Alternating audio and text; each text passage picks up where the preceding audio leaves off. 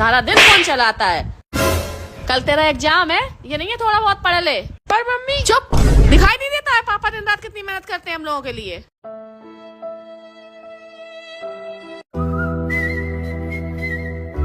सुन बेटा, तेरी मम्मी बुरी इंसान नहीं है, उसको गलत मत समझना। वो तो बस ये चाहती है कि तू पढ़ लिख कर एक बड़ा अफसर बन जाए। पापा मैं पढ़ना तो चाहता हूँ लेकिन मेरा पढ़ाई में मन ही नहीं लगता।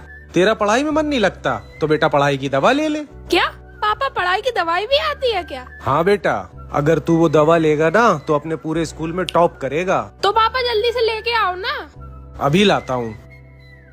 यस, अब तो पूरे स्कूल में टॉप करूँगा। देख बेटा, 2 खुराक है, अब तू बता अभी कौन सी खाएगा और रात में कौन सी खाएगा। मैं भाई हूँ भाई।